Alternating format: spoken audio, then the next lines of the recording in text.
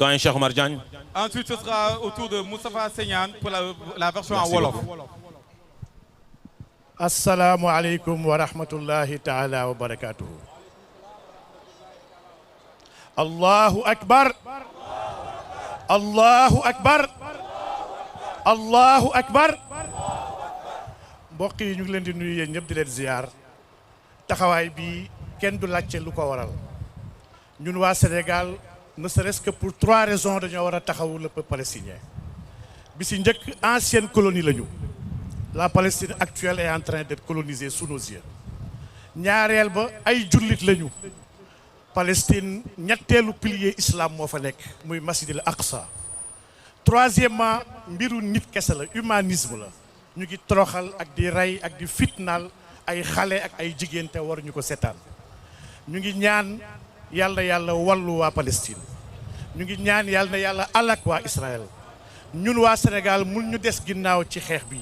yàlla dëgëral waa Palestine te defal leen tawfiix sama des tout temps xam naa dama koy def 1 minute de silence kenn ku ci nekk li mu mën ci diineem na ñaanal ñi nga xam ne ñoom la ñu rey ñoom la ñuy toroxal ñoom la ñuy sonal kenn ku nekk fu mu nekk na leen yéene ñaan yooyu yàlla na yàlla wallu leen asalaamualeykum wa rahmatullahi taala wa barakatuh.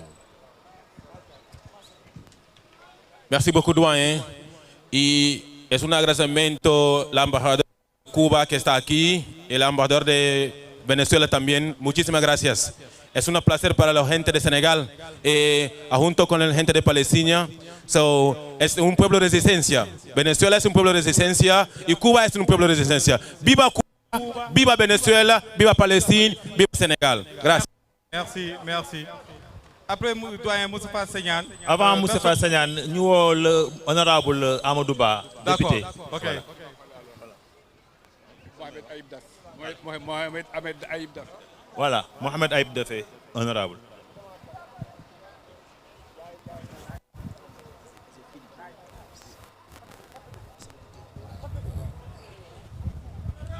Salam alaikum.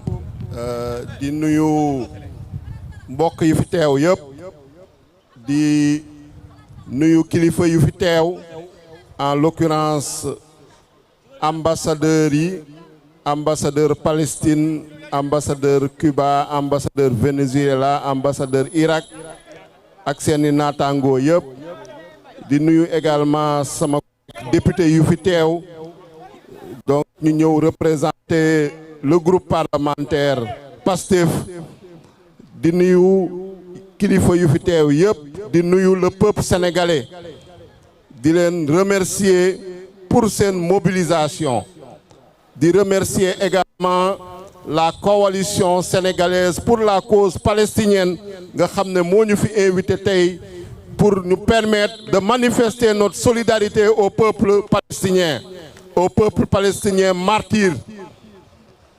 Donc di wax ni à l'instar de l'État sénégalais, du président Bassirou Diomaye Faye, du Premier ministre Ousmane Sonko et de tout le gouvernement, le groupe parlementaire PASTEF avec le parti PASTEF se tient debout aux côtés du peuple palestinien martyr pour réclamer la fin de l'occupation des territoires palestiniens par l'État d'Israël, pour demander, exiger la cessation de toutes les violations du droit international et le respect des résolutions des Nations Unies pour l'existence et la création d'un État palestinien libre, indépendant et viable.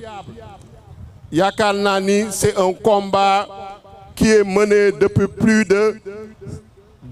plusieurs décennies et nous demandons à l'État d'Israël de cesser les violations du droit international parce que droit international moo ñu tënk ñun ñëpp mais mënuñoo comprendre une organisation des Nations Unies jël ay résolutions mënuñoo comprendre Cour pénale internationale jël ay décisions mënuñoo comprendre Cour internationale jël ay décisions État d'Israël bañ ko respecter mu am ay yeneen état yu ñëw di ko ci jàppale.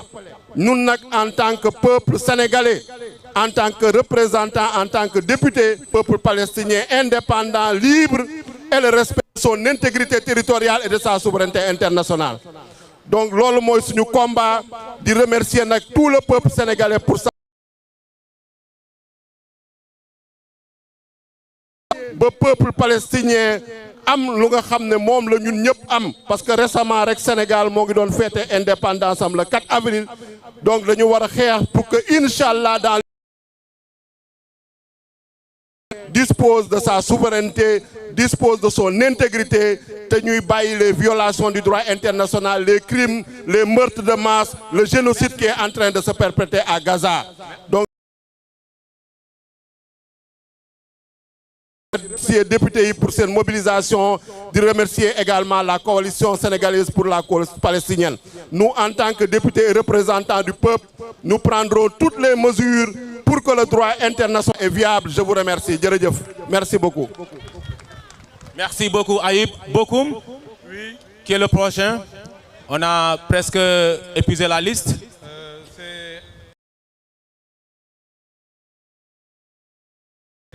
Donc d'accord, c'est Moustapha Seyane qui va faire la déclaration wolof. Avant la déclaration, on va vers l'ambassadeur de la Palestine. Tout à fait. And also, we're going to have the declaration in English version. That's going to be done by Dr. Jallo Joe present here with us. So you all wait until the end of the event because Mr. Dr. Jallo, Inch'Allah. Ce sera au tour de Moustapha Seyane. Alors, c'est l'ambassadeur de la Palestine avant la déclaration. Effectivement. Ouais. Alors, nous avons l'ambassadeur de la Palestine ici.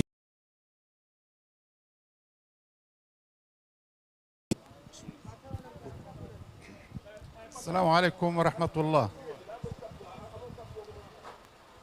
Tout d'abord, je vous remercie, notre frère dans la cause palestinienne, pour organiser cette manifestation et cette marche aujourd'hui et pour les efforts contenus pour le soutien du peuple palestinien et la cause palestinienne. Merci beaucoup. Je vous remercie aussi le député, le membre du parti PASTEF. Merci beaucoup. Je vous remercie aussi toutes les personnes ici présentes. N'oubliez pas bien sûr les ambassadeurs et les membres du corps diplomatique qui est ici présents. Je vous remercie notre frère sénégalais pour l'opposition de ferme, l'opposition de principe qui est exprimée par son Excellence Monsieur le Président Bassirou Diomaye Faye et refermée par Monsieur le Premier ministre Ousmane Sonko. Nous sommes très fiers vers la position de ferme de notre frère sénégalais. Merci beaucoup pour le Sénégal et enfin je veux dire que l'OLP c'est la seule présentation de la Palestinienne partout dans le monde. Merci beaucoup. Vive la Palestine, vive le Sénégal. Salam alaikum wa rahmatullah. Merci. Wa alaikum salam wa rahmatullah. Wa alaikum salam. Takbir! Takbir! Vive la résistance! On a aussi l'ex-député Bara Dolly qui est là.